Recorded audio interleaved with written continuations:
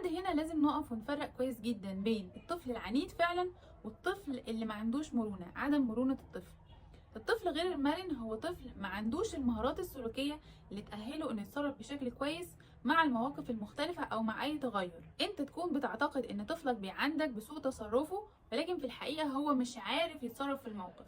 فلو انت شايف ان طفلك عنيد او مش بيسمع كلامك، لازم تسأل نفسك الاول، هل انت علمته ووجهته ونميت جواه المهارات السلوكية بشكل هادي وبسيط ولا لا؟ لان الاطفال غير المرنة أطفال مش بتعرف تتصرف بشكل مناسب في مواقف كتير، أطفال بتقلق من أي تغير في روتين حياتهم، لأن الأطفال غير المرنة عمرهم ما بيحسوا أو ما بيفهموش إن اللي عملوه ده شيء غلط مهما كانت العواقب.